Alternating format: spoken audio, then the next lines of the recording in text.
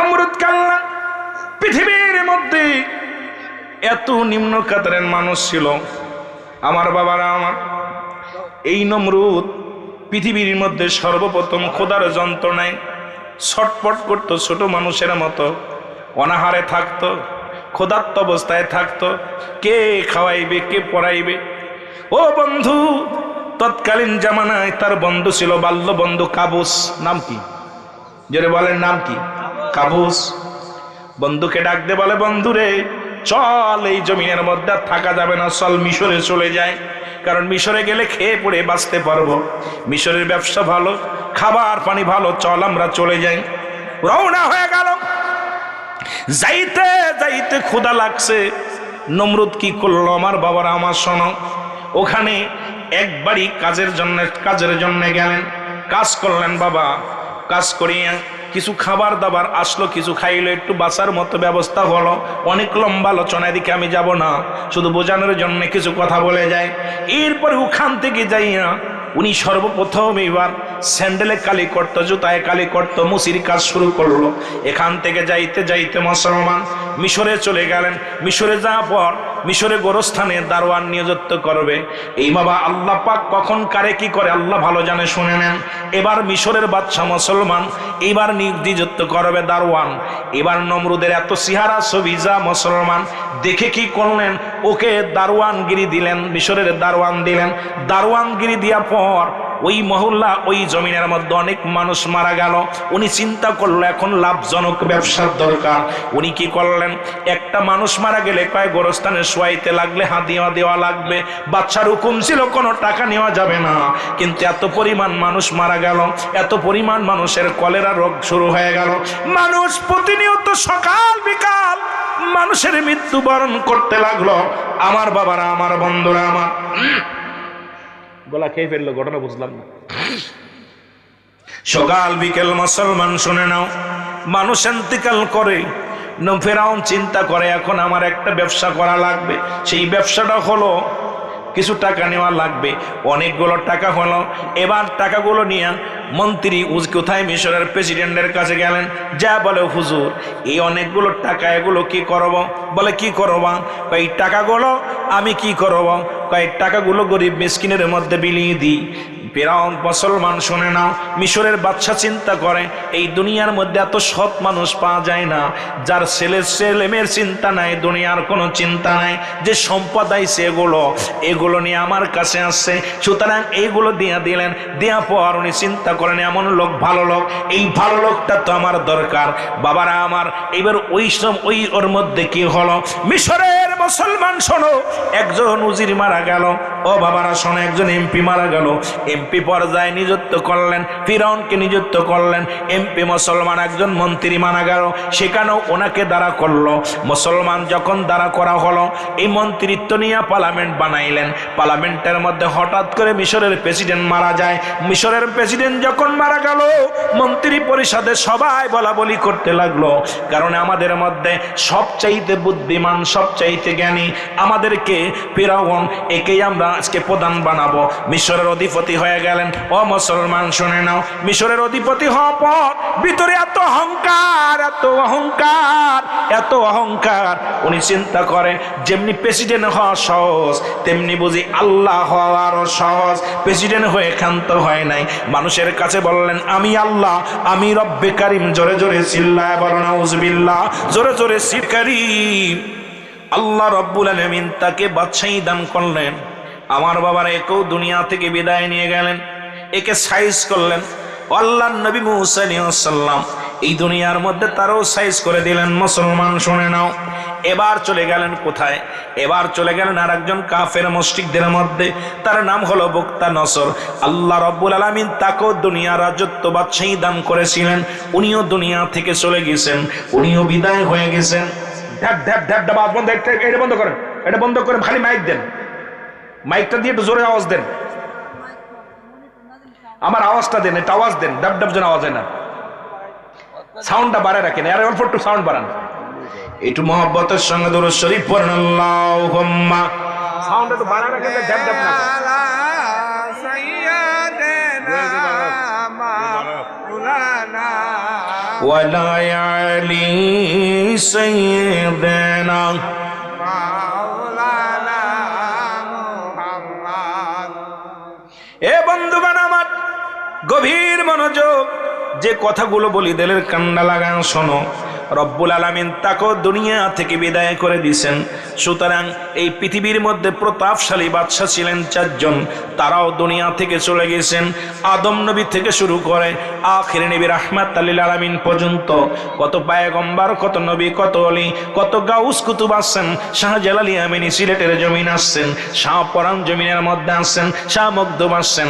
এইরকম অসংখ্য আল্লাহর ওলিরা আগমন করেছে এই জমিনের মধ্যে, তারাও বিদায় নিয়ে গেছে। আমারও যেতে হবে, জোরে বলেন ঠিক কিনা? ওরে আজ না হয় কাল তুমি যাইবা কবরে, যাবার কালে দেখবে চেয়ে গো তোমার সবই রইল। সাউন্ডটা বাড়েন একটু, টিডি আসুক। এর যাবার কালে দেখবে চেয়ে গো তোমার সবই রইল।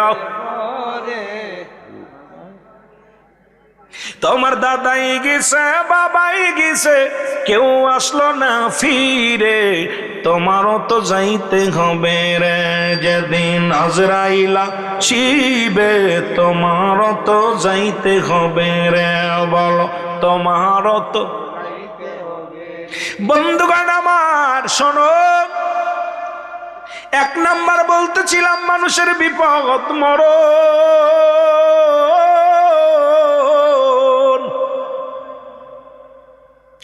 আল্লামা মুফতি আমজাদ আলী সাহেব একটা কিতাব লেখলেন, কিতাবের নাম বারে শরিয়ত। এই কিতাবের মধ্যে লিখতে যায় বললেন, দুনিয়ার মানুষ শোনো, মানুষ যখন মৃত্যুবরণ করে 70টা তাজা উটের গায়ের চামড়া জবাই না করিয়া উল্টো দিকে টান দিয়া লবণ আর মরিচ লাগায় দিলে যতটুকু যন্ত্রণা হয়, এর চাইতে 70 গুণ যন্ত্রণা হলো একটা সাধারণ মৃত্যু। এখন কত মানুষ দুনিয়া থেকে বিদায় হয়ে গেছে, দেখেছি মরণের সময় চোখ দুটি বড় বড় হয়ে গেছে। মরণের সময় বাবা দেখেছি অনেকের, মুসলমান শোনো, মরণের সময় অনেক মানুষ দেখেছি পায়খানা প্রস্রাব করে দিছে। ওই মরণের সময় জিহ্বাটা বাইর হয়ে গেছে। তাদের মরণটা কত কঠিন। আল্লাহ, আমার আল্লাহ, আমাদের মরণটা তুমি সহজ করে দিও। ও আমার রব্বে কারিম, ওই আল্লাহ গো, আমাদের মরণটা তুমি সহজ করে দিও। ও আমার বাজানেরা, বন্ধুরা, আমার দিলের কান্ডা লাগা শোনো। এরে মুসলমান, এক নাম্বার মরণ, এই মরণের পেয়ালা পান করতে হবে। আবার আমি কিছুদিন আগে একটা ওয়াজ করেছিলাম, এটাও নিয়ে দেখলাম অনেক মানুষ টোল পড়েছে। তাই মুসলমান হযরত ইদ্রিস আলাইহিস সালাম জান্নাতের মধ্যে আছে, এটাকে নিয়েও দেখলাম আমার দেশে কিছু মুক্তি সমালোচনা শুরু করেছে। ওরে আদম নবী থেকে শুরু করে যত আল্লাহর পয়গম্বর মুসলমান দুনিয়া থেকে বিদায় হয়ে গেছে, সবাই জান্নাতি। তবে কিয়ামতের ময়দানে সর্বপ্রথম আমার নবীকে জান্নাতে ঢুকানো হবে। জোরে জোরে চিল্লা বলা যাবে না মারহাবা। এটা নিয়েও দেখলাম খুব, আর কত বড় পাগল বলেন যে আদম নবী কি জাহান্নামে আছে? কথা বলেন, ইব্রাহিম নবী, আল্লাহর নবী, সাহাবীরা জাহান্নামে আছে? আমি বলছি গোয়াজটা যে জান্নাতের মধ্যে এখনো জীবিত অবস্থায় আছে। উনি ওয়াজের ভিতর উল্টে এত বড় চিৎকার মেরে বলে, কোন নবী জান্নাতে যাবে না আমার নবীর আগে। আর এই ফয়সালা তো কিয়ামতের ময়দানে, তার আগে যত নবী রাসূল ঈমান নিয়ে ইন্তেকাল করেছে সবাই জান্নাতি। জোরে বলেন ঠিক কিনা? কথা কয় না কেন? আপনারা দাওয়াত দিচ্ছেন কিসের জন্য? আসতে করতেছেন, ঠিক ঘটনা কি? কষ্ট হচ্ছে? মিথ্যা বলবি, বলবেন মিথ্যা বলতেছি। যদি বলেন যে আমি মিথ্যা বলতেছি, ওফেন বলবেন হুজুর বানোয়াট, মিথ্যা।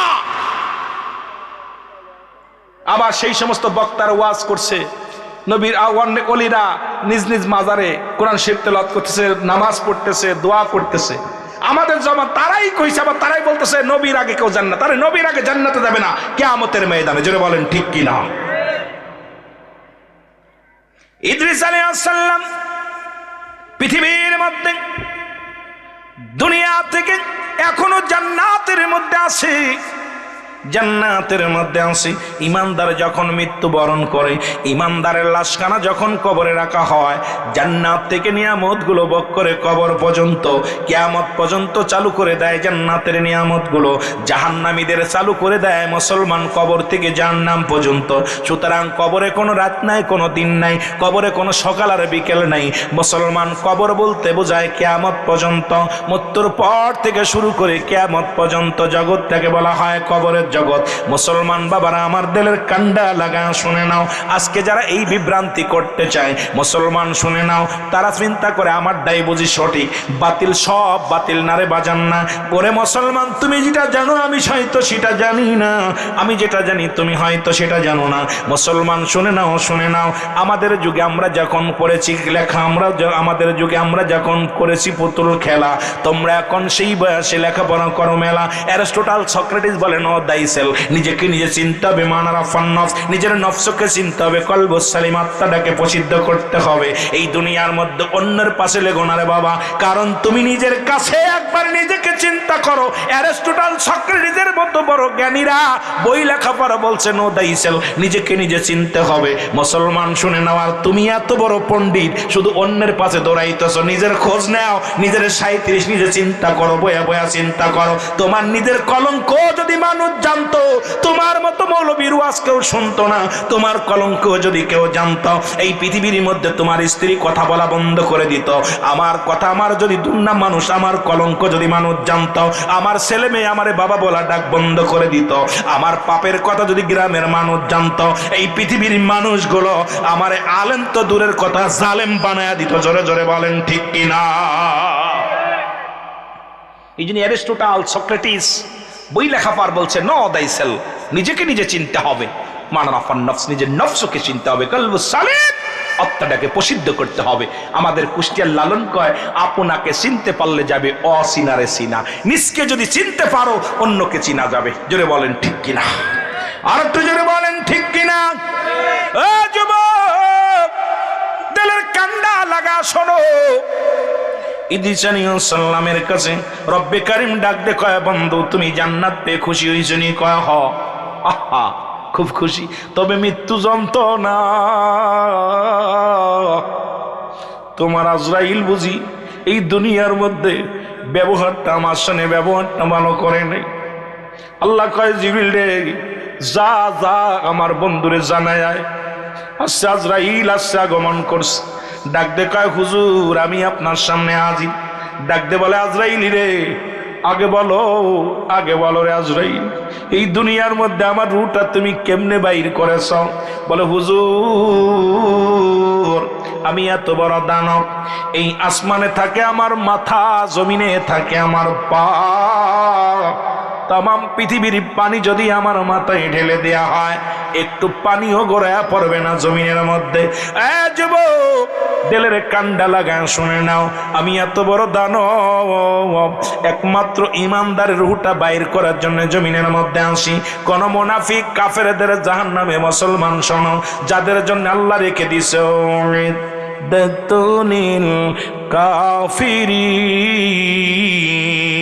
ওই কাফের মুনাফিকদের জন্য আমি আল্লাহ প্রস্তুতি করে রাখছি। একটা নয়, দুটি নয়, 7-7টা জাহান্নাম। আর ইমানদারদের জন্য প্রস্তুতি করে রাখছি আমার আল্লাহ। বলেন বিসমিল্লাহির রাহমানির রাহিম, উইদ্দাত লিল মুমিনিন। আল্লাহ কয় মুমিনদের জন্য, মুত্তাকিনদের জন্য আমি আল্লাহ প্রস্তুতি করে রাখছি 8টা জান্নাত। সুতরাং ইমানদারদের জন্য জান্নাত, মুনাফিকদের স্থান হলো জাহান্নাম, কাফের বেঈমানদের জন্য রেখেছে আমার আল্লাহ জাহান্নাম। এখন জান্নাতে যেতে চান না জাহান্নামে যেতে চান? কেডা কেডা জাহান্নামে যেতে চান হাত উঠায় দেখান। কেউ না। কোথায় যেতে চান? জান্নাতে যেতে চান কে কে? একটু হাত তুলে দেখান। নারে তাকবীর, নারে রিসালাত, হযরত মাওলানা আব্দুল হামিদ সিদ্দিকী সাহেব, নারে তাকবীর। এ বন্ধুগণ, দিলের কান্ডা লাগে শোনো গো, আমার বাজানেরা শোনে নাও। আজরাইল ডাক দিয়ে কয়, হুজুর আপনার রুহটা নিছি মায়ের বুকে দুধ খাইতে খাইতে সন্তান যেমনি ঘুমায়া যায়, ইমানদারের রুহ বাইর হয় আটা গুলাইয়া খামির বানাইয়া। ও মুসলমান মহিলারা যেমন আমাদের বাড়ির মা বোনেরা যেমন আটা গুলাইয়া খামির বানায় রুটি বানানোর জন্যে, এর ভিতরে যদি একটা চুল পড়ে এই চুলটা যেমন টান দিল না সে বাইর হয়ে যায়, ইমানদারের মৃত্যুটা ঠিক তেমনি হয়।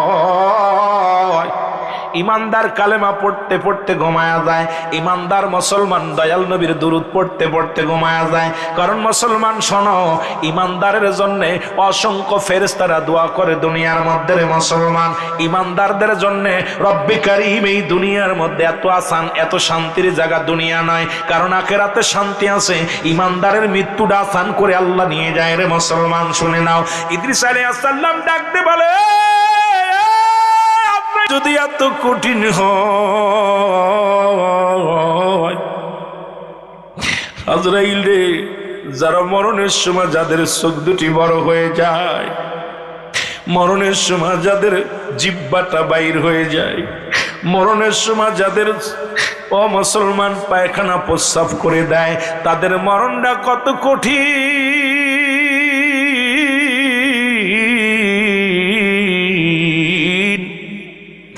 আল্লাহ ওই মরণটা আমাদের সহজ করে দিও।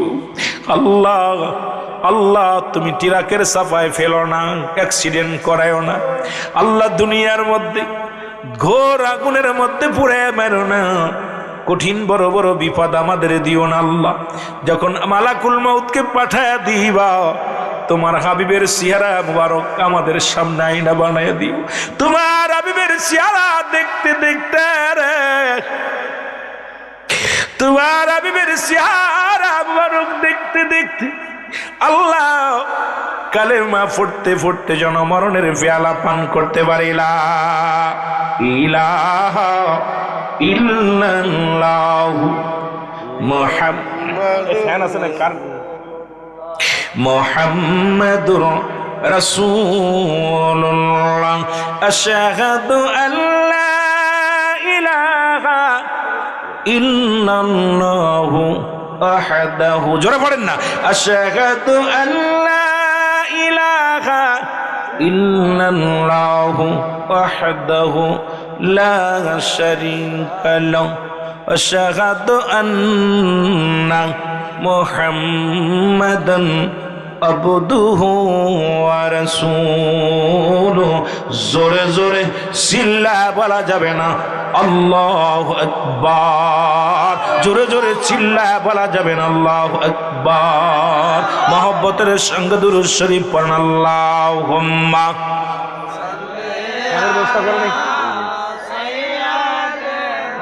ফ্যান কই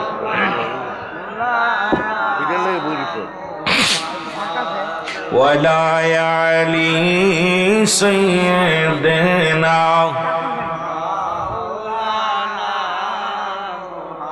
এ ভাইরা আমার, বন্ধুরা আমার, 2 নাম্বার বিপদ হলো মানুষের মরণ। 1 নাম্বার বিপদ মরণ, 2 নাম্বার বিপদ হলো কবর।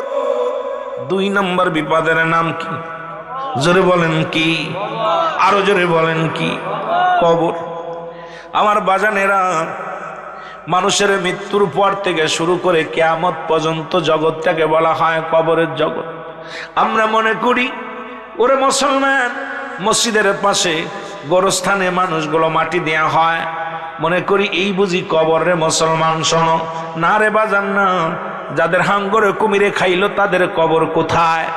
যাদেরকে দুনিয়ার মধ্যে আগুনে পোড়ায় ছাই করে দিল তাদের কবর কোথায়? কবর বলতে বোঝায় মানুষের মৃত্যুর পর থেকে শুরু করে কিয়ামত পর্যন্ত জগৎটাকে বলা হয় কবর। জোরে জোরে চিল্লা বলা যাবে না আল্লাহু আকবার। বন্ধুরে আমার, এই কবরে যেদিন শোয়া দিবে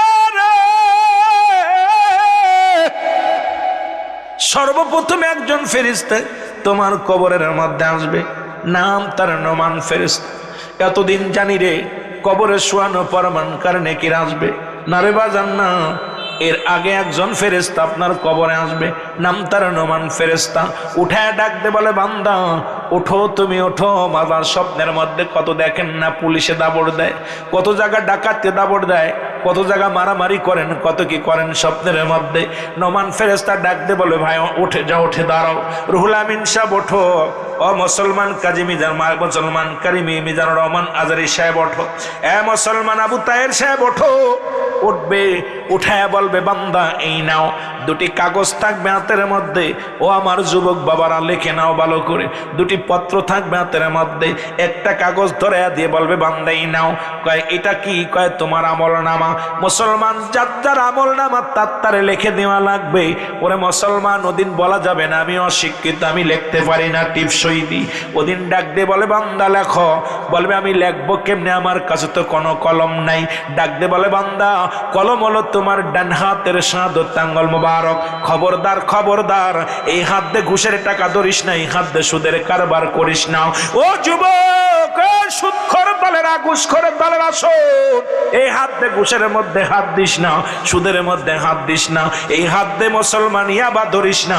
এই হাত দিয়ে দুনিয়ার মধ্যে মদের বোতল ধরিস না। এই হাত দিয়ে দুনিয়ার মধ্যে মাদক সেবন করিস না। এই হাত দিয়ে গানের প্যান্ডেলে টাকা দিস না। এই হাত দিয়ে জুয়ার প্যান্ডেলে টাকা দিস না। এই হাতটা তোর পবিত্র রাখ, এই হাতের শাহাদত আঙ্গুল মুবারক হবে। বান্দারে, ও বান্দা শোনো, এই প্রতিটা মানুষের শাহাদত আঙ্গুল মুবারক হবে কলম। জোরে জোরে চিল্লা বলা যাবে না আল্লাহু আকবার। বান্দা বলবে, আমি কলম পাইলাম রে,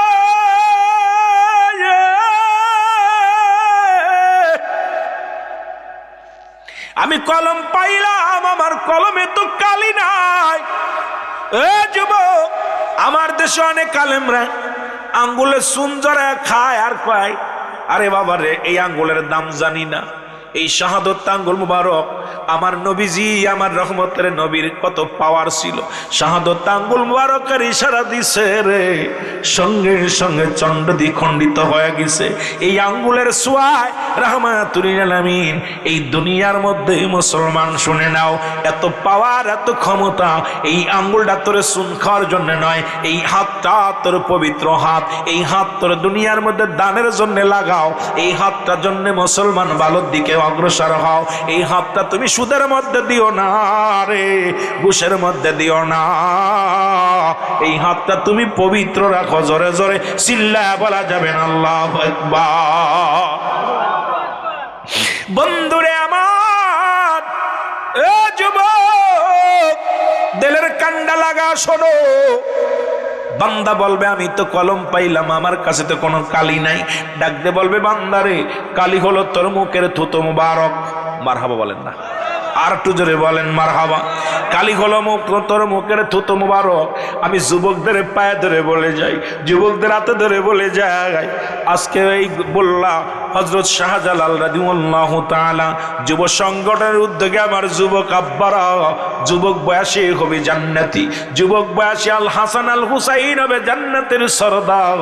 18 বছরের যুবক আর 16 বছরের যুবতী হবে জান্নাতি। আমার যুবক বন্ধুদের কাছে করজোরে দাবি থাকবে, আজ থেকে এই মুখের মধ্যে গাজায় টান মারিস না।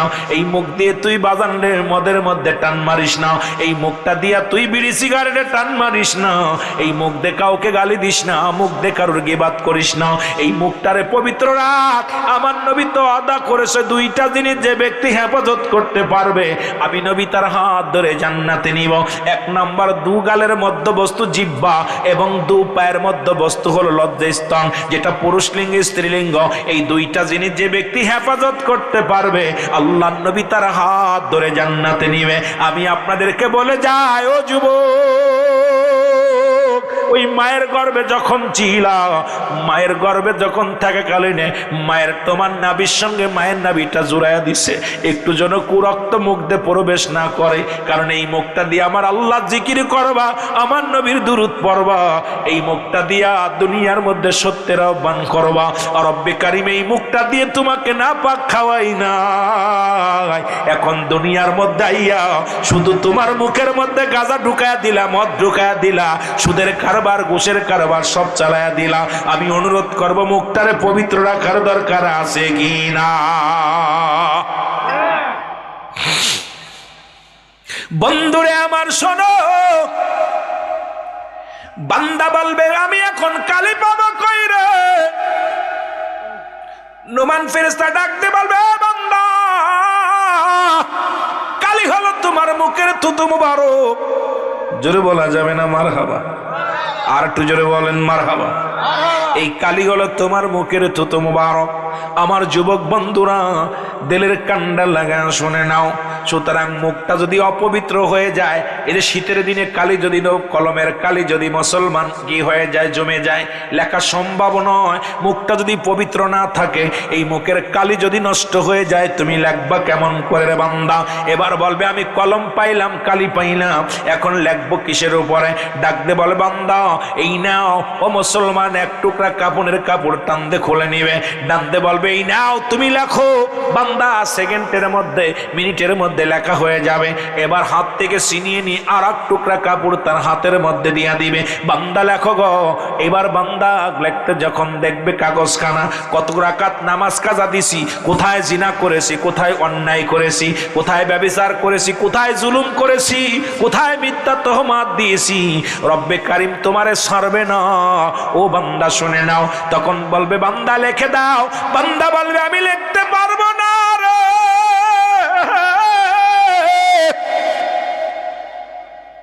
আমার দ্বারাই সম্ভব নয়, আমার দ্বারাই সম্ভব নয়। বান্দা চোখের পানিগুলো ফেলা কানবে রে। এক একটা আঘাত করবে, ডান দিকের মাটিগুলো বাম দিকে চলে যাবে, বাম দিকের মাটিগুলো ডান দিকে চলে যাবে। বান্দারে উপর থেকে চাপ দিবে, নিচে থেকে চাপ দিবে। বান্দার আড্ডিগুলো ডান দিকের, আর গুলো বাম দিকে চলে যাবে, বাম দিকের আড্ডিগুলো ডান দিকে চলে যাবে। বান্দারে তোমার দিয়া লেখা ছাড়বে। যখন লেখা হয়ে যাবে রে, নোমান ফেরেশতা বলবে গুড বাই, বান্দা বিদায় রে। আরে বিদায় হয়ে গেল। যুবক বন্ধুরা আমার শোনো,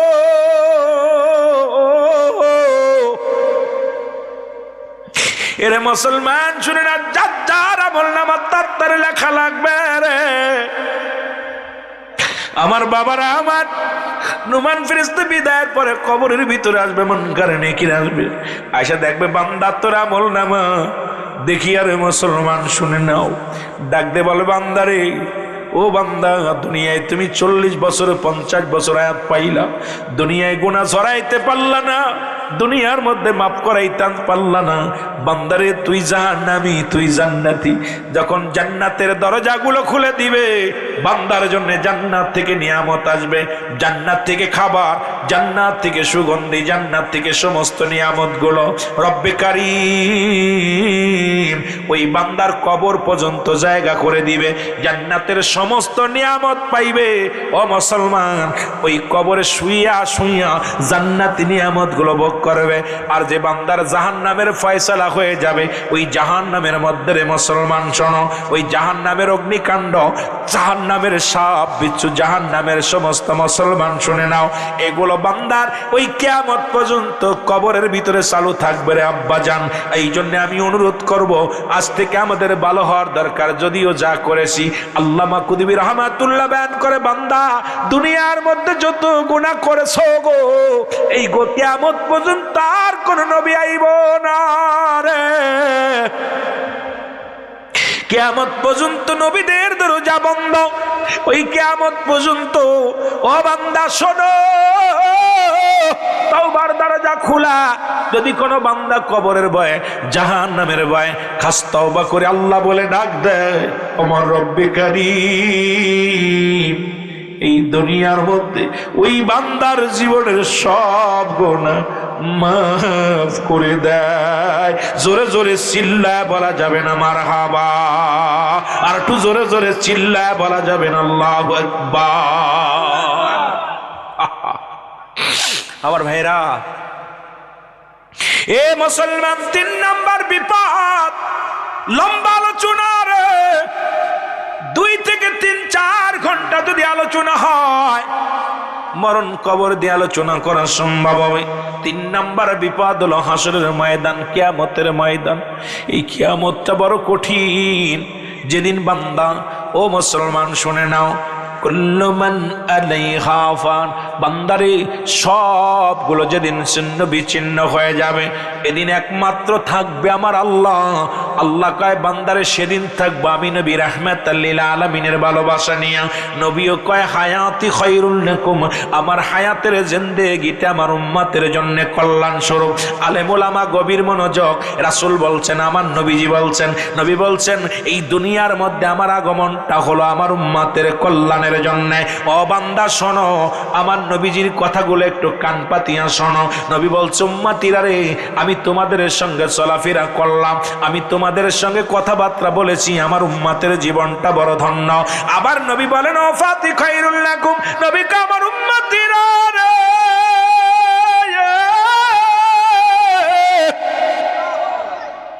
এই দুনিয়া থেকে আমি বিদায় নিয়ে গেলাম।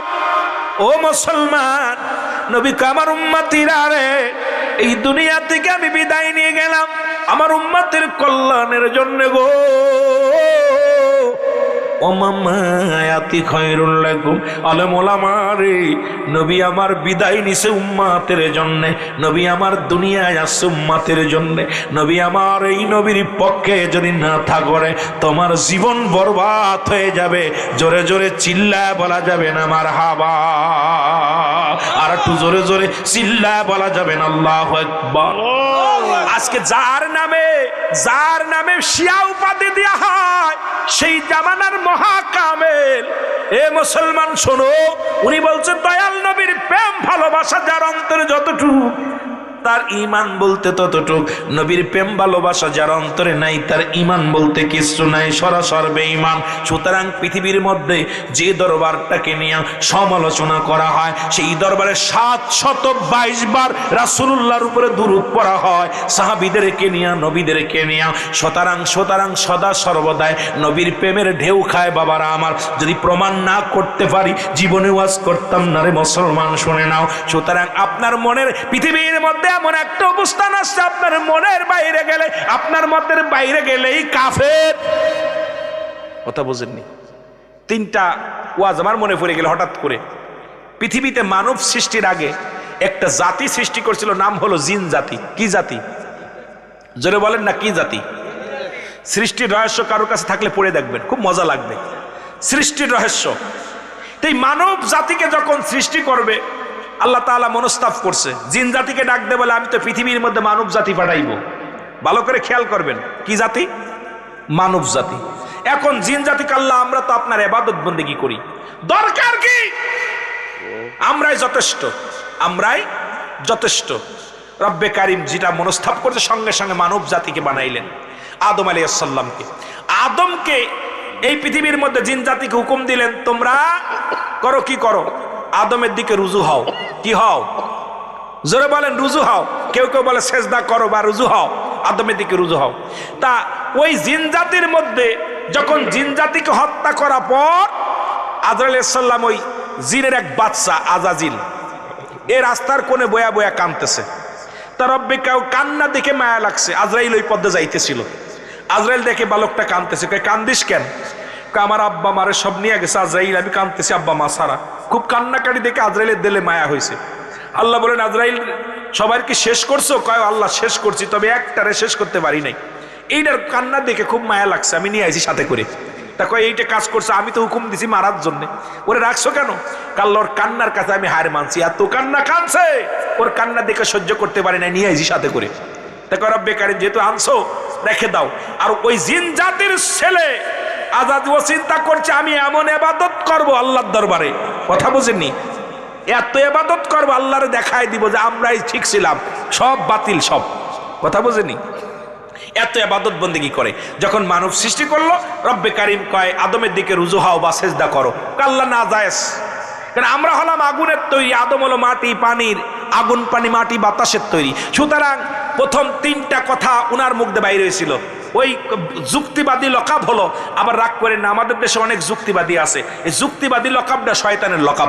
কারণ এই শয়তান লকাব দে আল্লাহরে, আল্লাহ কয় রুজু হও, কয় নাজায়েজ। আল্লাহ কয় রুজু হও, কয় বেদাত। আল্লাহ কয় রুজু হও, কয় হারাম। এই তিনটে কথা সর্বপ্রথম জিন জাতি বলেছে, নাজায়েজ, বেদাত, হারাম। আল্লাহকে লকাব দিছে। ওই জাতি আলেম যারা, ওদের জবান দিয়ে খালি দেখবেন ওয়াজের ময়দানে আসলেই নাজায়েজ, বেদাত, হারাম, এই হলো তাদের আওয়াজ। জোরে বলেন ঠিক কিনা? এদের কাছে ওয়াজই হলো নাজায়েজ, বেদাত আর হারাম। বড় কষ্ট। এই জন্য আমরা এগুলো থেকে সাবধান। আমার বাবারা ফতোয়া দিতে পারলেই হবে না। ফতোয়া দেওয়ার এখতিয়ার আপনি ফতোয়া দিচ্ছেন ঠিক আছে, কিন্তু ফতোয়া মিলাইতে হবে যে আপনার মতের বাইরে গেলেই নাজায়েজ, আপনার মতের বাইরে গেলেই হারাম, আপনার মতের বাইরে গেলেই সেটা বেদাত। এটা তো না ভাই। আল্লাহ আমাদের কবুল করুক। জোরে বলেন আমিন। আরো জোরে বলেন আমিন। মুহাব্বতের সঙ্গে দুরূদ শরীফ পড়েন আল্লাহুম্মা।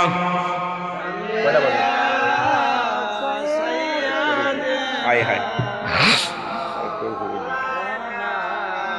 ওয়াজ কি চলবে না ছেড়ে দিব? ছেড়ে দিব না চলবে? চলবে। আওয়াজ দেন, হাত উঠে নেই। ছেড়ে দিব? চলবে?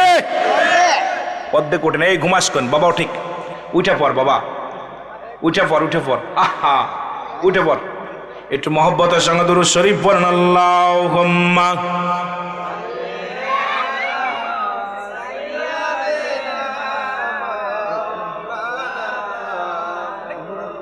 ওয়ালা আলি সাইয়্যিদিনা।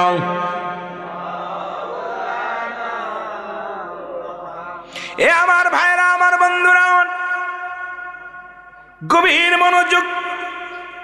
হাসরের ময়দান, এ যুবক, ওই 1000 বছরের রাস্তা কেমনে পার হবে রে যুবক?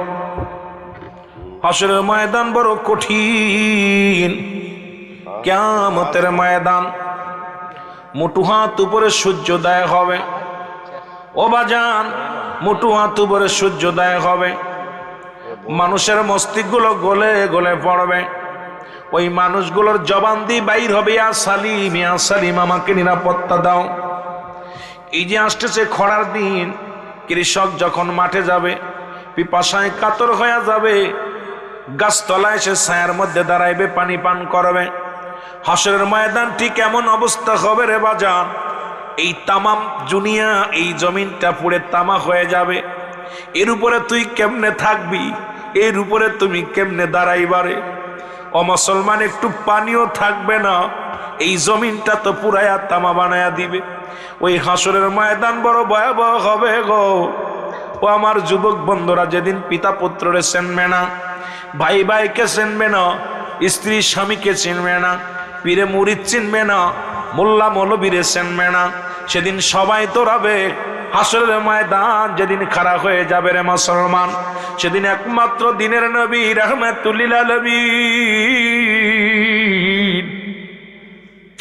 নবী আমার উম্মতের কান্ডারি, নবী আমার উম্মতের কান্ডারি। আমি কেন বললাম? আমি বললাম, নবী বলেন ওফাতি খায়রুল লাকুম, নবী কম মায়াতি খায়রুল লাকুম। নবী ক আমার উম্মতিরা রে, এই দুনিয়া থেকে আমি বিদায় নিলাম আমার উম্মতের জন্য।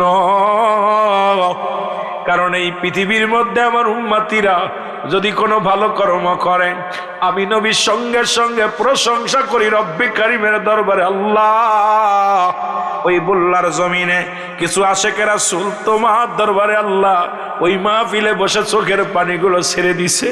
বাপ মার খেদমত করে, নামাজ পড়ে, জিকির করে, দোয়া করে। আল্লাহ তোমার জিকির করে আমার নবী বড় খুশি হয়ে যায়। নবীজি খুশি হইয়া রব্বে কারিমের দরবারে প্রশংসা করে আমার আল্লাহ।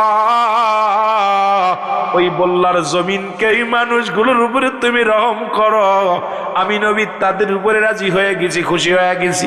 আবার যদি কোনো উম্মাত, এই বল্লার জমিনে কোনো উম্মাত যদি গুনাহের কাজ করে, আমার নবী বলে উম্মাতিরা রে, এই পৃথিবীর মধ্যে যদি কোনো উম্মাত গুনাহের কাজ করে, যদি কোনো পাপের কাজ করে, আমি নবীর সঙ্গে সঙ্গে ইস্তেগফার করি, ক্ষমা চাই। আল্লাহ, ওই বল্লার জমিনে অমুক ব্যক্তি গুনাহ করেছে, তুমি তারে মাফ করে দাও। এই পৃথিবীর মধ্যে অন্যায় করে ছেলে মাফ চায় বাবায়, অন্যায় করে গ্রামের ছেলে মাফ চাই চেয়ারম্যান মেম্বার যাইয়া। এমন নবীর উম্মত হইলাম রে। এমন নবীর উম্মত হইলাম, ভুল করি আমি, কান্দে আমার নবী রাহমাতাল লিল আলামিন। জোরে জোরে চিল্লা বলা যাবে না আল্লাহু আকবার। এ নবীর প্রেমিকের শোনো, এই যে নবীর সাহাবীদের আদর্শ আপনার ভিতরে যদি না থাকে, একটা কথা আমি বলে যাই, আপনাদের শুনে নেন। জানের চাইতে প্রাণের চাইতে নবীরে কে ভালোবাসেন? একটু হাত তোলেন। আরো জোরে। রাসূলকে ভালোবাসেন? আরো জোরে বলেন মারহাবা। আরে মুসলমান, রসুলকে ভালোবাসা গোলাফি সুন্নি হয় না, মানুষের দেখানো ভালোবাসেন না। আমার নবীকে জীবনের চাইতে অধিক পরিমাণ ভালোবাসেন। আমার নবীরে জানের চাইতে বেশি ভালোবাসেন। আমার নবীরে মালের চাইতে বেশি ভালোবাসেন। নবীর ভালোবাসায় হলো ঈমান। ব্যক্তির জীবনের অমূল্য সম্পদের নাম হলো ঈমান। ব্যক্তির জীবনের অমূল্য সম্পদের নাম রুহু, আর মানব জীবনের অমূল্য সম্পদের নাম হলো ঈমান। রুহুবিহীন যেমন বডির মূল্য নাই, ঈমানবিহীন কোনো আমলের মূল্য নাই। এই আমলটা ভালো করে শোনো বাবা, এই জীবনে রুহু ব্যতীত পৃথিবীর কোনো বডির কোনো মূল্য নাই। এই বডিটা অসাল, আপনার ভিতরে রুহু নাই, বডিটার কোনো দাম নাই। হাত আছে, পা আছে, পৃথিবীর সব কিছু ঠিক আছে, রুহুটা নাই, এই বডিটার কোনো মূল্য নাই। এই বডিটা বড় আসাল, বডিটা সবাই বলবে আগামী দিন রুহুল আমিন সিদ্দিকের মায়ের, রুহুল আমিন সিদ্দিকের কি বলবে? মুর্দা বলবে, নাম পরিবর্তন হয়ে যাবে। তদ্রূপ মানব জীবনের অমূল্য সম্পদের নাম ঈমান। ও মুসলমান, একটা হলো ঈমান, একটা হলো আমল। একটা হলো ঈমান, একটা হলো আমল। ঈমান আমল হলো নামাজ, আমল হলো রোজা, আমল হলো যাকাত, আমল হলো জীবনে কোরবানি, আমল হলো ইত্যাদি ইত্যাদি দান খয়রাত। আর ঈমান হলো নবী মুহাম্মদুর রাসূলুল্লাহ। জোরে জোরে চিল্লায় বলা যাবে না সাল্লাল্লাহু আলাইহি ওয়াসাল্লাম। মহব্বতের সঙ্গে দুরূদ শরীফ পড়ুন। আল্লাহুম্মা